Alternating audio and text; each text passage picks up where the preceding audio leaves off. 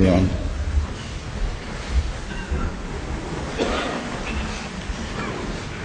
الله أكبر الله أكبر الله أكبر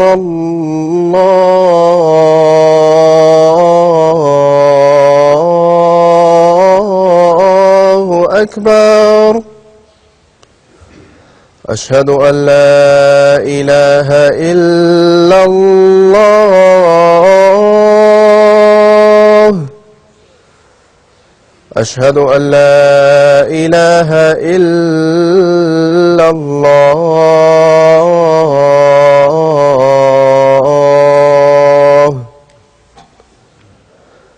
أشهد أن محمدًا رسول الله.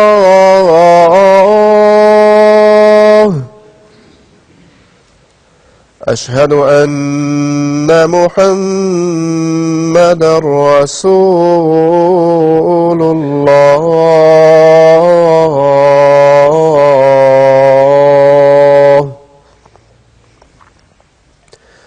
حي على الصلاة.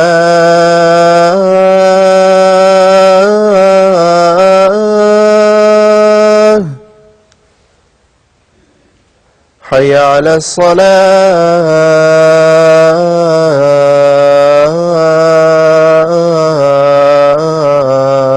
الصلاة. حي على الفلاح.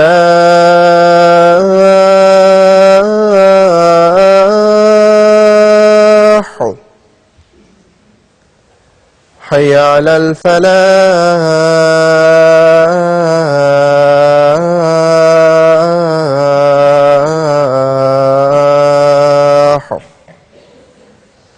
الله أكبر الله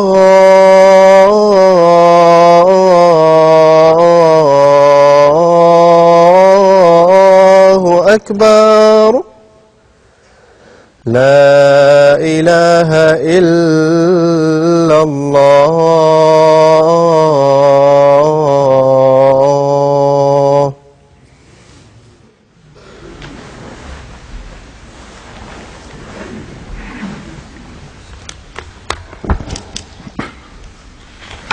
السلام عليكم ورحمة الله.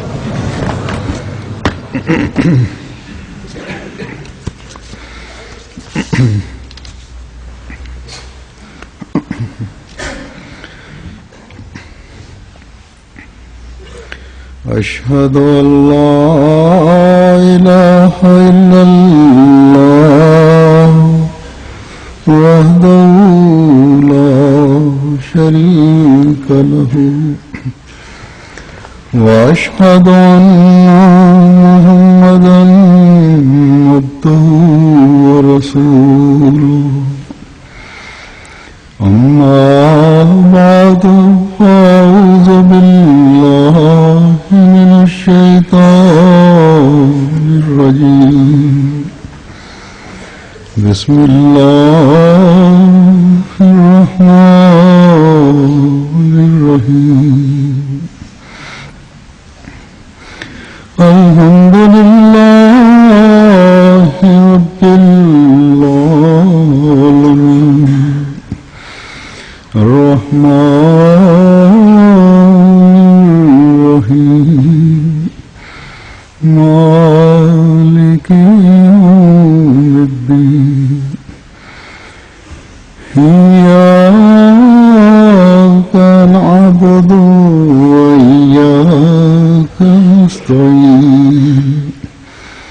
اهدنا الصراط المستقيم صراط الذين أنعمت عليهم غير المغضوب عليهم ولا الضالين.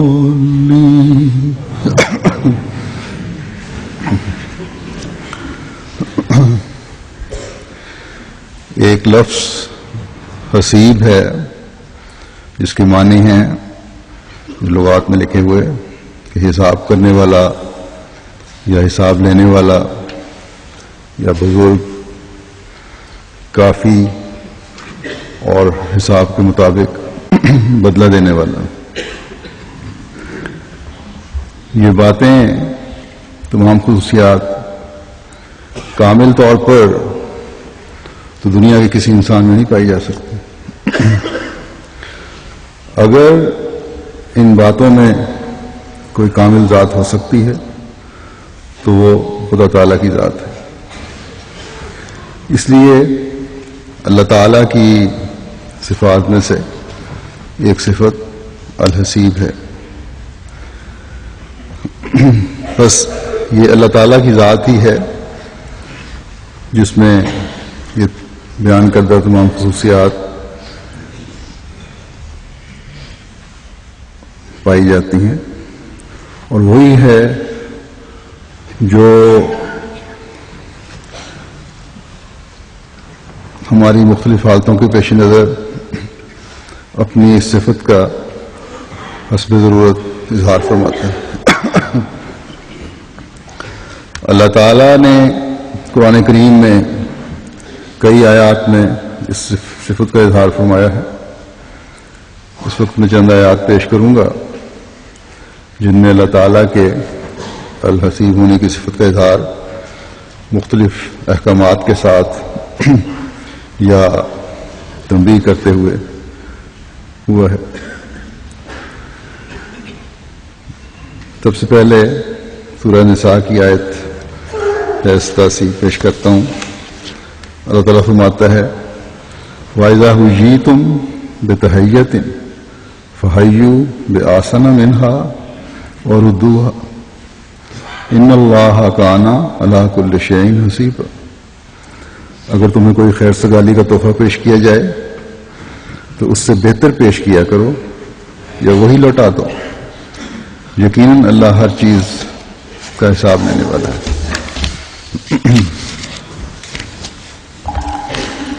اس آیت میں اسلامی احکامات کا ایک ایسا بنیادی حکم دیا گیا ہے جو نہ صرف اپنوں سے اچھے تعلقات میں کی ضمانت ہے، امن کی ضمانت ہے، بلکہ غیروں کے ساتھ تعلقات کے لیے اور ان تعلقات میں وسعت پیدا کرنے کے لیے ایک بے مثال نسخہ ہے.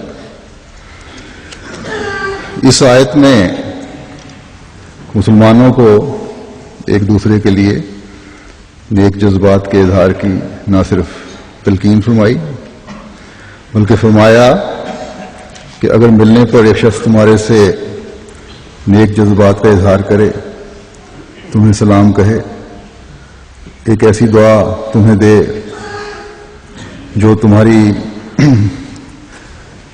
دین و دنیا سنوارنے والی ہو، تو تمہارا بھی فرض ہے کہ اس سے بڑھ کر دعا کا اظہار کرو. اور فرمایا کہ یہ تمہارا ایک ایسا اخلاقی اور معاشرتی فرض ہے کہ اگر اس کو انجام نہیں دو گے تو خدا تعالیٰ کے سامنے تمہیں جواب دہ ہونا ہوگا. یہ خوبی صرف اسلام میں ہے کہ ایک دوسرے سے ملنے کے وقت ایسے بامقصد الفاظ کے ساتھ جذبات کے اظہار سے ملنے کا جذبات کا اظہار ہے، اور ایک دوسرے سے ملنے پر السلام علیکم کہنے کا حکم ہے کہ تم پر سلامتی ہو، یعنی تم ہر قسم کی پریشانیوں اور مشکلات سے محفوظ رہو. اب یہ دعا ایسی ہے کہ اگر دل کی گہرائی سے دوسرے کو دی جائے تو پیار، محبت اور بھائی چارے کے جذبات ابھرتے ہیں، تمام قسم کی نفرتیں دور ہوتی ہیں. اسی طرح جس کو سلام کیا جائے اسے حکم ہے کہ تم ان سلامتی کے الفاظ کا، ان جذبات کا بہتر رنگ میں جواب دو، اور بہتر شکل کیا ہے؟ وعلیکم السلام جب انسان کہتا ہے تو اس کے لیے ورحمۃ اللہ وبرکاتہ بھی ہے کہ اللہ کی رحمتیں بھی ہوں تم پر اور برکتیں بھی ہوں، یا کم از کم فرمایا کہ اتنا ہی اظہار کر دو جتنا تمہیں تمہارے تک جزات پہنچائے گا۔ بس یہ ایک ایسا اصول ہے جو معاشرے میں امن پیدا کرتا ہے۔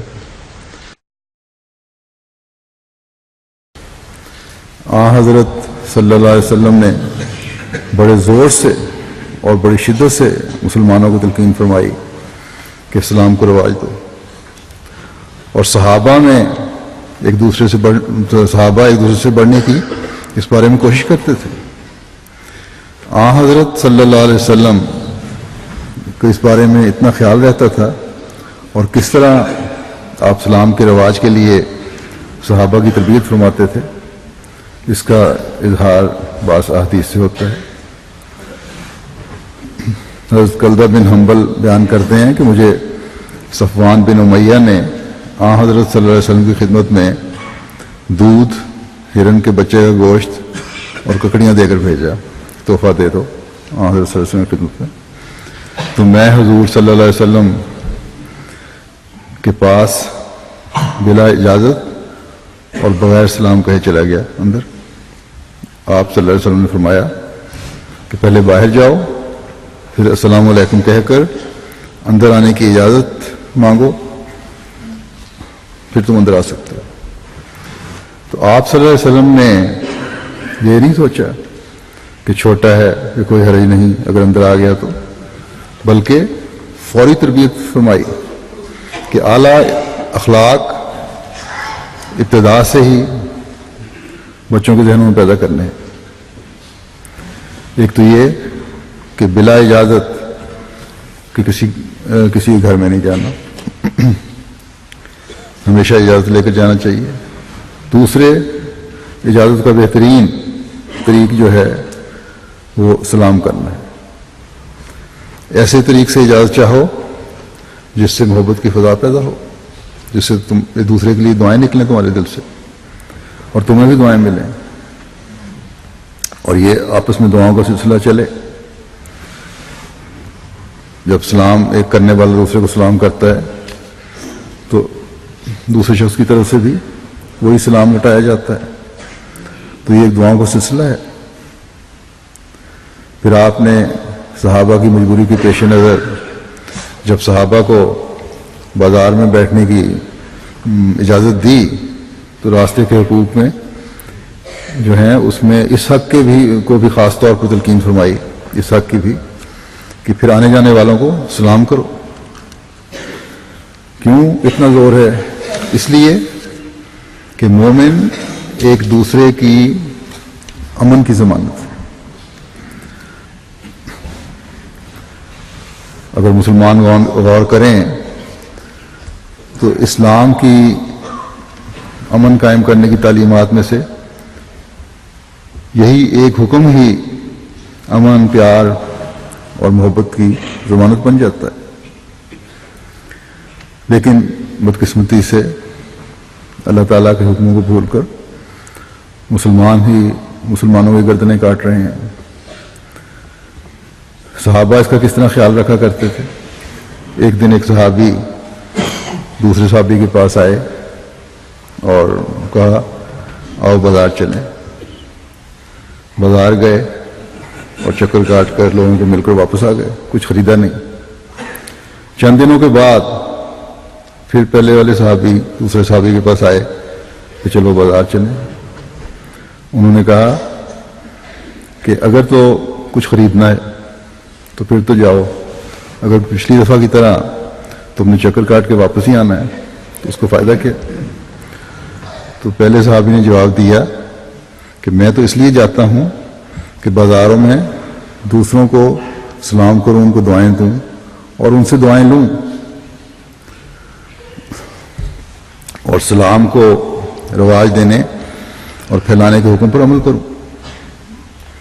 تو یہ تھا صحابہ کا حال کہ چھوٹے چھوٹے حکموں پر عمل کرنے کی کوشش ایک فکر سے کرتے تھے. احمدیوں کو خاص طور پر اس طرح توجہ دینی چاہیے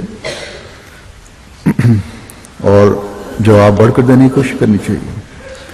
اور یہی چیز ہے جو ہمارے اندر بھی ہمارے معاشرے میں بھی امن اور پیار کی فضا پیدا کرے گی، ایک دوسرے کے جذبات کا خیال رکھنے کی طرف توجہ دلائے گی.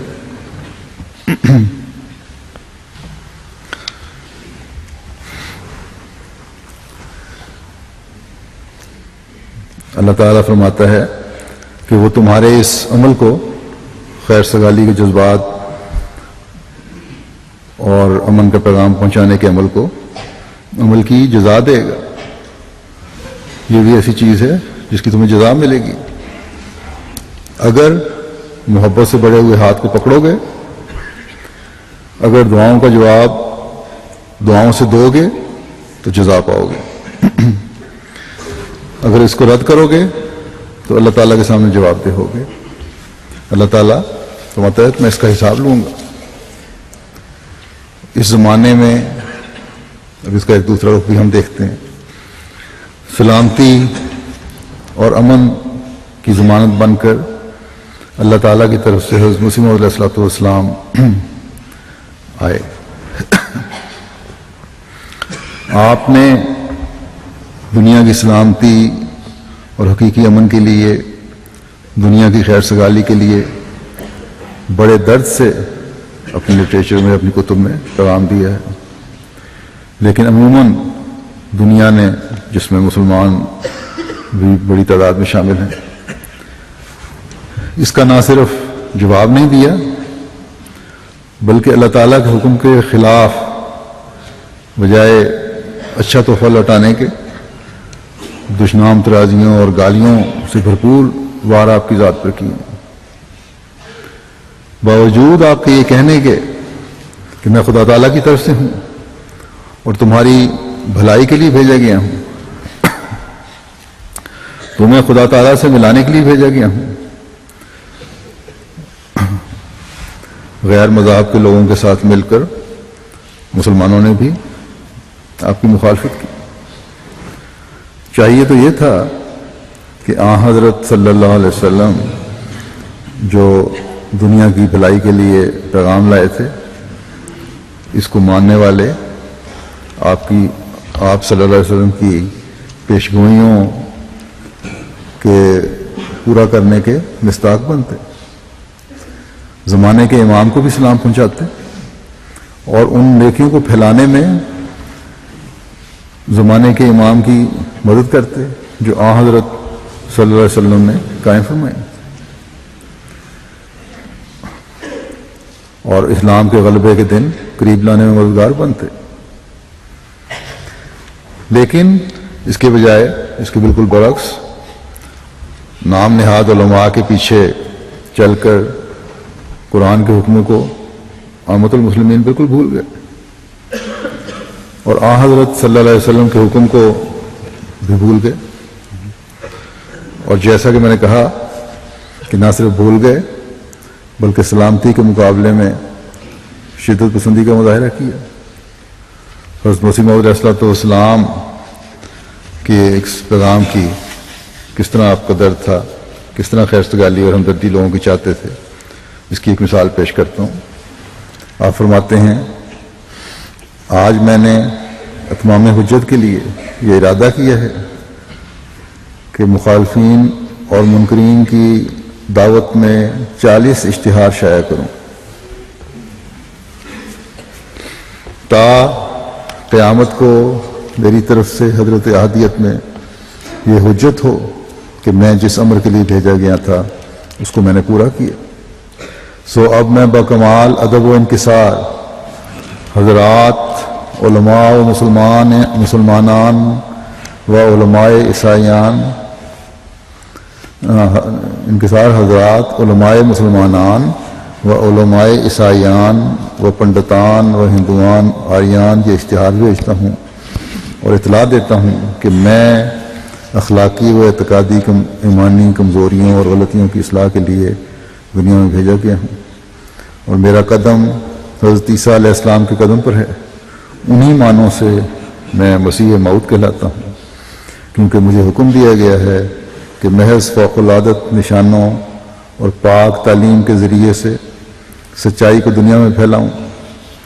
میں اس بات کا مخالف ہوں کہ دین کے لیے تلوار اٹھائی جائے اور مذہب کے لیے خدا کے بندوں کے خون کیے جائیں، اور میں مامور ہوں کہ جہاں تک مجھ سے ہو سکے ان تمام غلطیوں کو مسلمانوں سے دور کر دوں، اور پاک اخلاق اور بردباری اور حلم اور انصاف اور راست بازی کی راہوں کی طرف ان کو بلاؤں۔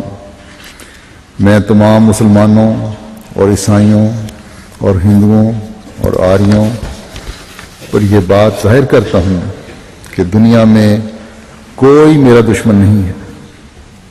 میں بنی نوع سے ایسی محبت کرتا ہوں جیسے والدہ مہربان اپنے بچوں سے، بلکہ اس سے بڑھ کر۔ میں صرف ان باطل عقائد کا دشمن ہوں جن سے سچائی کا خون ہوتا ہے۔ انسان کی ہمدردی میرا فرض ہے، اور جھوٹ اور شرک اور ظلم اور ہر ایک بدعملی اور ناانصافی اور بد اخلاقی سے بیزاری میرا اصول۔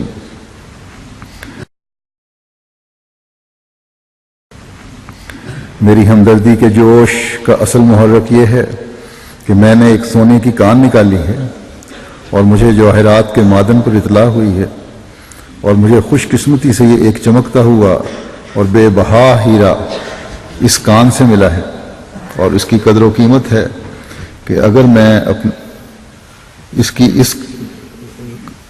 اس قدر قیمت ہے کہ اگر میں اپنے ان تمام بنی نوع بھائیوں میں جو قیمت تقسیم کروں تو سب کے سب اس شخص سے زیادہ دولت مند ہو جائیں گے جس کے پاس آج دنیا میں سب سے بڑھ کر سونا چاندی ہے۔ وہ ہیرا کیا ہے؟ سچا خدا، اور اس کو حاصل کرنا یہ ہے کہ اس کو پہچاننا، اور سچا ایمان اس پر لانا، اور سچی محبت کے ساتھ اس سے تعلق پیدا کرنا، اور سچی برکات اس سے پانا۔ بس اس قدر دولت پا کر سخت ظلم ہے کہ میں بنی نوع کو اس سے محروم رکھوں اور وہ بھوکے مریں اور میں عیش کروں۔ یہ مجھ سے ہرگز نہیں ہوگا۔ میرا دل ان کے فقر و فاقہ کو دیکھ کر کباب ہوتا ہے، ان کی تاریکی اور تنگ گزرانی پر میری جان گھٹتی جاتی ہے۔ میں چاہتا ہوں کہ آسمانی مال سے ان کے گھر بھر جائیں، اور سچائی اور یقین کے جواہر ان کو اتنے ملیں کہ ان کے دامن استعداد پر ہو جائیں۔ یہ دیکھیں کس عاجزی سے دنیا کے امن اور سلامتی کے لیے جذبات، دنیا کی بھلائی کے لیے جذبات کا اظہار آپ نے فرمایا ہے۔ دنیا کے حق کو پہچاننے کے لیے کس درد کا آپ نے اظہار فرمایا ہے تاکہ تباہی سے بچے۔ بس جیسا کہ اللہ تعالیٰ نے فرمایا کہ ان اللہ کانا علی کل شیء حسیبا، کہ یقین اللہ تعالیٰ ہر چیز کا حساب لینے والا ہے۔ وہ کس طرح ان مخالفین کا حساب لیتا ہے یہ تو خدا تعالیٰ ہی بہتر جانتا ہے۔ جو حضرت مسیح علیہ الصلوۃ والسلام کی بات نہ ماننے والے ہیں، بلکہ صرف بات نہ ماننے والے ہی نہیں بلکہ مخالفت میں بڑے ہوئے ہیں، اور حکومتیں بھی اس میں شامل ہیں۔ لیکن اگر مسلمان غور کریں اور جن مشکلات اور آفات سے گزر رہے ہیں، اور بعض جگہ ذلت و رسوائی کا بھی انہیں سامنا ہے، یہ بات خوف ضرور پیدا کرے گی، بشرطے کہ غور کرنے کی عادت ہو اور عقل بھی ہو کہ کہیں اس دنیا میں ہی تو اللہ تعالیٰ نے حساب لینا شروع کر دیا۔ باوجود خیر امت ہونے کے ہم غیروں کے آگے ہاتھ پھیلانے والے بن گئے ہیں، اور اس وجہ سے اسلام مخالف قوتیں مسلمانوں سے اور مسلمان حکومتوں سے اپنی مرضی کی باتیں منواتی چلی جا رہی ہیں۔ یہ تو ہم احمدیوں کو یقین ہے کہ غلبہ انشاءاللہ تعالیٰ اسلام کا ہی ہونا ہے، اور ہونا بھی آن حضرت صلی اللہ علیہ وسلم کے عاشق صادق کے ذریعے سے ہی ہے۔ لیکن مسلمانوں کو توجہ دلانا بھی اب شدت سے احمدیوں کا کام ہے. یہ ان کی ذمہ داری ہے کہ مسیح محمدی کے اس عاجزی اور امن اور سلامتی کے پیغام کو سمجھیں. مسیح محمدی کے نیک جذبات اور پیغام کو سمجھتے ہوئے اللہ تعالیٰ کے حکم کی تعمیل میں بڑھ کر ان جذبات کو لوٹائیں، اور لوٹانا یہی ہے کہ کامل اطاعت اور فرمانبرداری مسیح محمدی کی ہو.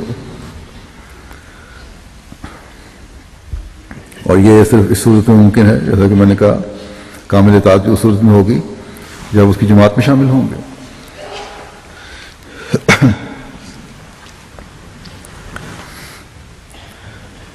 پھر دیکھیں کہ مسلمانوں کو کس قدر طاقت ملتی ہے. پھر دیکھیں کہ ان کا کھویا ہوا وقار کس طرح قائم ہوتا ہے.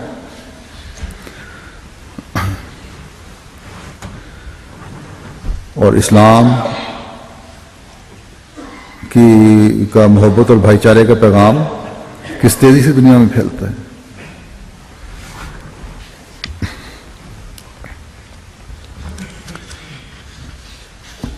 اور یہ جب ہوگا تو یہ مسلمانوں کی طرف سے حضرت صلی اللہ علیہ وسلم کے عظیم خیر سگالی کے پیغام جو آپ لے کر آئے تھے، جو دنیا کی بھلائی کے لیے آپ لے کر آئے تھے، اس کے اعلیٰ رنگ میں لوٹانے کی کوشش ہوگی. کاش کہ مسلمان اس نقطے کو سمجھیں اور ہم بھی اسلام کی جو زندگی کا پیغام ہے اسلام کا، اس پیغام کو حضرت صلی اللہ علیہ وسلم اور آپ کے غلام صادق کی بیعت میں آ کر دنیا کے کونے کونے تک پہنچانے کی بھرپور کوشش کریں. یہ ہمارا بھی فرض بنتا ہے، یہی ہماری ذمہ داری ہے.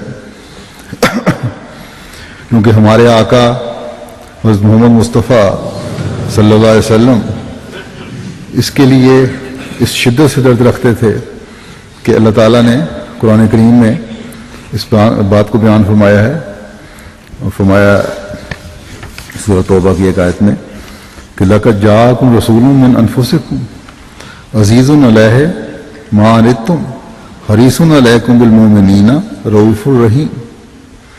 یقیناً تمہارے پاس تمہیں میں سے ایک رسول آیا، اسے بہت سخت شاک گزرتا ہے جو تم تکلیف اٹھاتے ہو، اور وہ تم پر بھلائی چاہتے ہوئے حریص رہتا ہے، مومنوں کے لیے بے حد مہربان اور بار بار رحم کرنے والا ہے. بس اس آیت میں مومنوں اور غیر مومنوں دونوں کے لیے آپ کے نیک جذبات کا ذکر فرمایا گیا ہے.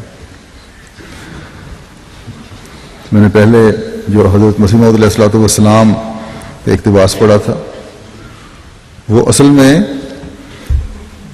اپنے آقا و مطاع حضرت محمد مصطفیٰ صلی اللہ علیہ وسلم کی پیروی میں ایک جذبات کا اظہار تھا آپ کا. یہاں دیکھیں حضرت صلی اللہ علیہ وسلم کہ انسانیت کے لیے درد اور نیک جذبات کو اللہ تعالیٰ نے کس طرح بیان فرمایا. غیر مسلموں اور کفار کو بھی فرمایا کہ یہ بات اس رسول یعنی حضرت صلی اللہ علیہ وسلم کے لیے نہایت صدمے کا باعث بنتی ہے. جب آپ صلی اللہ علیہ وسلم ایمان نہ لانے والوں کو مشکلات میں دیکھتے ہیں، باوجود اس کے اللہ تعالیٰ فرماتا ہے کہ تم نے اس عظیم رسول صلی اللہ علیہ وسلم اور آپ کے ماننے والوں کو تکلیفیں پہنچانے، مارنے، قتل کرنے، کھانا پانی بند کرنے میں کوئی دقیقہ نہیں چھوڑا. لیکن پھر بھی حضرت صلی اللہ علیہ وسلم کا دل ان بیوقوفوں کے لیے، ان ظالموں کے لیے، ان کی تکلیف میں اس طرح جوش مارتا ہے جس طرح ایک ماں کا دل اپنے بچے کو تکلیف میں دیکھ کر. کسی بھی قسم کی زیادتیاں اور سختیاں جو کفار کی طرف سے بجا لائی جاتی رہیں، اس نے اس دلی ہمدردی کو حضرت صلی اللہ علیہ وسلم کے دل سے دور نہیں پھینک دیا۔ یہ ہمدردی کا جذبہ ہی ہے جو اللہ تعالیٰ کافروں کو مخاطب کر فرماتا ہے کہ اے کافرو اور منکرو، یہ دلی ہمدردی کا جذبہ ہے جو تمہارے لیے اس فکر میں حضرت صلی اللہ علیہ وسلم کو رکھتا ہے کہ کاش تم لوگ سیدھے راستے کی طرف آ جاؤ اور ہدایت پا جاؤ اور اللہ تعالیٰ کی پکڑ سے بچ جاؤ۔ بس یہی جذبہ آج کل حضرت صلی اللہ علیہ وسلم کے عاشق صادق کو ماننے والوں کی جماعت کا ہونا چاہیے کہ نہ صرف ایک لگن سے غیروں کو پیغام پہنچانے کی کوشش کریں، بلکہ خاص دعاؤں سے اپنی ان کوششوں کے ثمر آور ہونے کے لیے اللہ تعالیٰ سے مدد مانگیں۔ حضرت صلی اللہ علیہ وسلم کے عاشق صادق کی جماعت میں آنا ایک بہت بڑی خوش قسمتی ہے ہماری۔ ہم حضرت صلی اللہ علیہ وسلم کے حکم کے مطابق سلامتی اور خیر سگالی کے جذبات زمانے کے امام کو پہنچانے والے ہیں، اور اس لحاظ سے ان مومنوں میں شامل ہیں جو اپنے آقا کی سنت پر چلتے ہوئے دنیا کو ہمدردی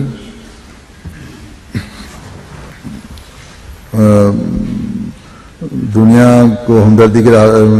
کی ہمدردی میں نیکی کے راستے دکھانے والا ہے، ان کو سیدھے راستے دکھانے کی کوشش میں ہے، اور اس مقصد کے لیے اپنے آپ کو تکلیف میں ڈالنے والے ہیں۔ ایک احمدی کا جان، مال، وقت اور عزت کو قربان کرنے کا عہد اسی مقصد کے لیے ہے۔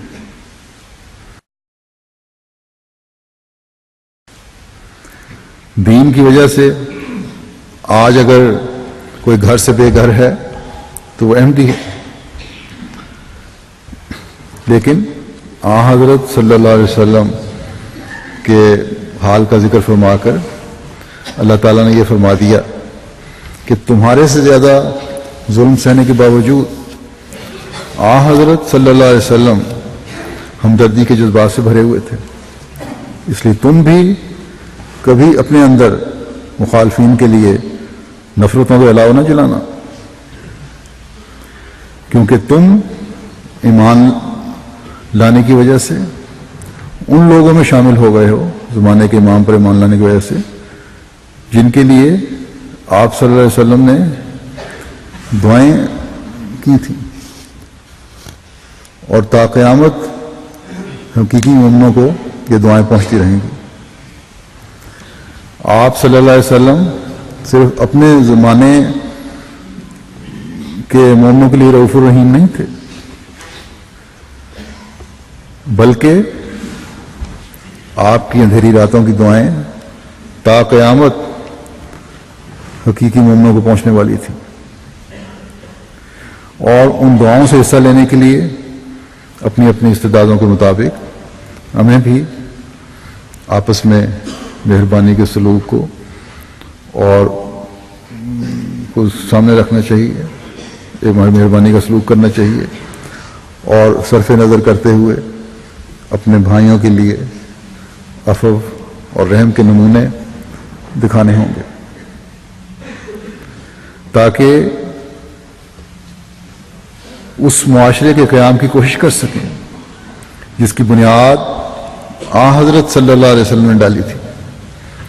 حضرت مسیح موعود علیہ السلام ایک جگہ فرماتے ہیں کہ جذب اور عقد ہمت ایک انسان کو اس وقت دیا جاتا ہے جب وہ خدا تعالیٰ کی چادر کے نیچے آ جاتا ہے اور ذل اللہ بنتا ہے، پھر وہ مخلوق کی ہمدردی اور بہتری کے لیے اپنے اندر ایک اضطراب پاتا ہے۔ ہمارے نبی کریم صلی اللہ علیہ وسلم اس مرتبے میں کل انبیاء سے بڑھے ہوئے تھے، اس لیے آپ مخلوق کی تکلیف دیکھ نہیں سکتے تھے۔ چنانچہ اللہ تعالیٰ فرماتا ہے کہ عزیز علیہ ما عنتم، یعنی یہ رسول تمہاری تکلیف کو دیکھ نہیں سکتے۔ بس فاتبعونی کے حکم کے تحت اپنی اپنی استعدادوں کے مطابق ہمارا بھی یہ فرض بنتا ہے کہ اس سوچ اور جذبات کو اپنے اندر پیدا کرنے کی کوشش کریں اور دنیا کو فیض پہنچانے کی حد المقدور کوشش کریں۔ اللہ تعالیٰ نے سورہ توبہ کی آخری آیت میں پھر بیان فرمایا ہے کہ اے نبی، تیرا ہمدردی کرنا، تیرا پیغام پہنچانا، نام ماننے والوں پر، کفار پر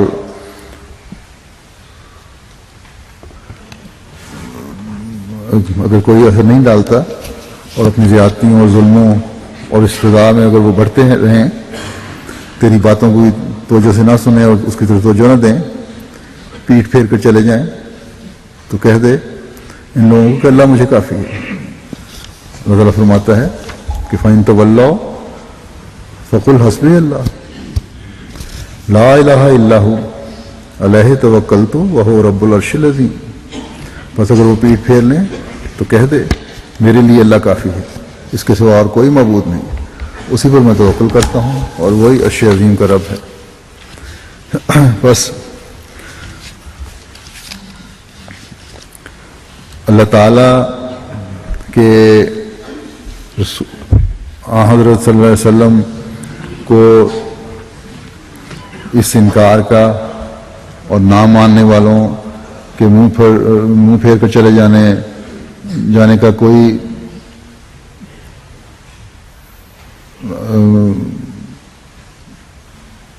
حضرت صلی اللہ علیہ وسلم کو اس انکار کا اور منہ پھیر کر چلے جانے والوں کا کوئی نقصان نہیں ہے۔ اللہ تعالیٰ نے واضح فرما دیا کیونکہ وہ تو اللہ تعالیٰ کی طرف سے بھیجے گئے تھے، اور مذاہب کی تاریخ یہی بتاتی ہے کہ نام ماننے والے، منہ پھیر کر چلے جانے والے ہی آفات اور تباہی کا منہ دیکھتے ہیں۔ انبیاء کو تو اس سے کوئی فرق نہیں پڑتا، ان کے لیے تو اللہ کافی ہوتا ہے، وہ تو خدائے واحد کے نمائندے ہوتے ہیں، اور اسی طرح حضرت محمد مصطفیٰ صلی اللہ علیہ وسلم اللہ تعالیٰ کے نمائندے ہیں، اور آپ خاتم الانبیاء ہیں جن پر شریعت کامل ہوئی۔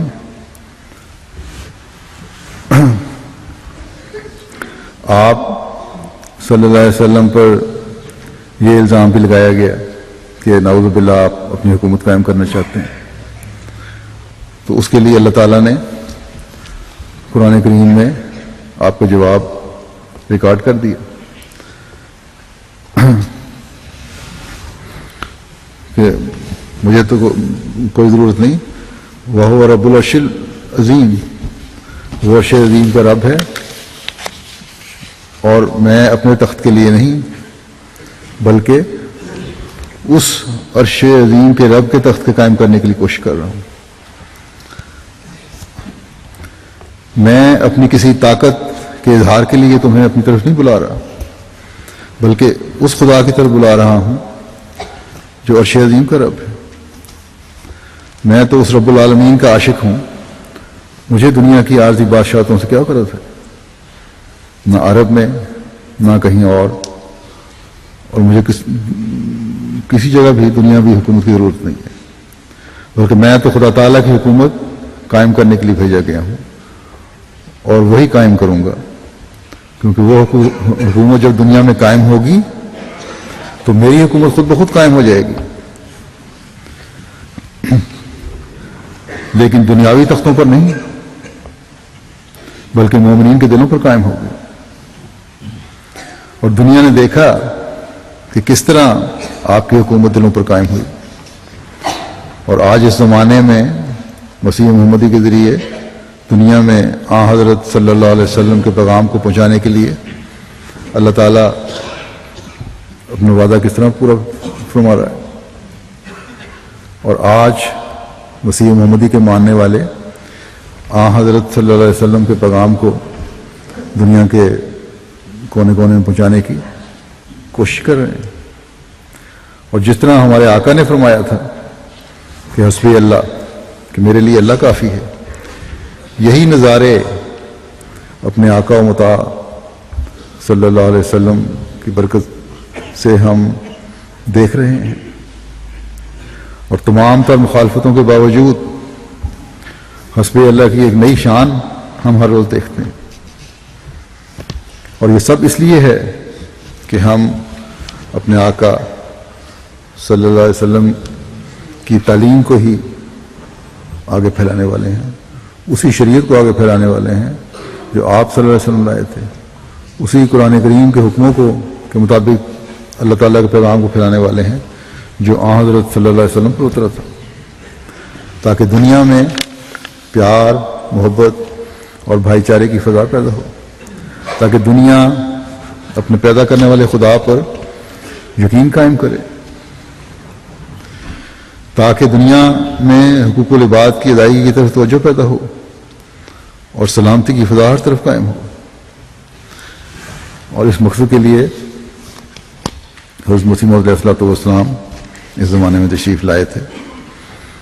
آپ ایک جگہ فرماتے ہیں کہ وہ کام جن کے لیے خدا نے مجھے مامور فرمایا ہے وہ یہ ہے کہ خدا میں اور اس کی مخلوق کے رشتے میں جو کدورت واقع ہو گئی ہے اس کو دور کر کے محبت اور اخلاص کو دوبارہ قائم کروں، اور سچائی کے اظہار سے مذہبی جنگوں کا خاتمہ کر کے صلح کی بنیاد ڈالوں، اور وہ دینی سچائیاں جو دنیا کی آنکھ سے مخفی ہو گئی ہیں ان کو ظاہر کر دوں، اور وہ روحانیت جو نفسانی طریقوں کے نیچے دب گئی ہے اس کا نمونہ دکھلاؤں، اور خدا کی طاقتیں جو انسان کے اندر داخل ہو کر توجہ یا دعا کے ذریعے نمودار ہوتی ہیں، حال کے ذریعے نہ محض قال کے ذریعے ان کی کیفیت بیان کروں.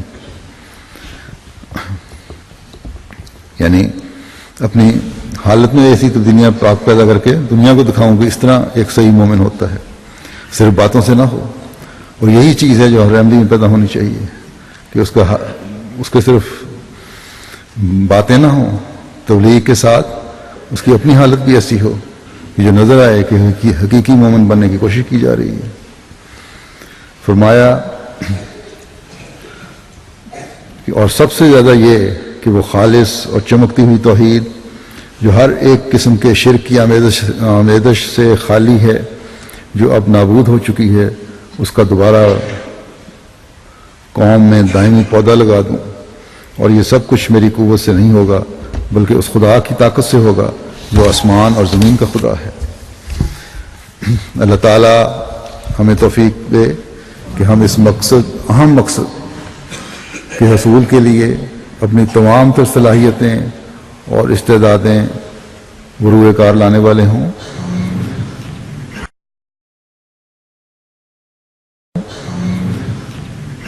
دنیا کے خوف ہم سے دور رہیں، دنیا کی لالچیں ہم سے دور رہیں، اور اس مقصد کے حصول کے لیے ہم کوشش کرتے چلے جائیں جس کے لیے حضرت مسیح موعود علیہ السلام آئے تھے اور جس کا بھی بیان کیا ہے میں نے. اور حسب اللہ اور علیہ توکل تو ہمارے ہمیشہ پیش نظر ہے.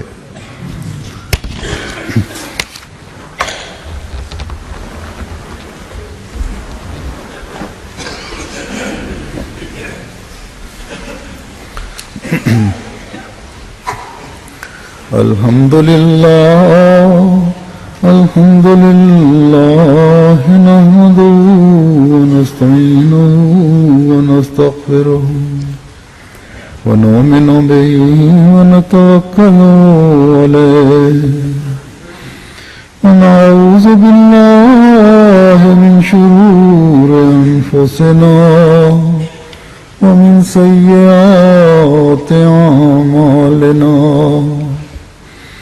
من يهده الله فلا مضل له ومن يضلل فلا هادي له ونشهد أن لا إله إلا الله ونشهد أن محمدا عبده ورسوله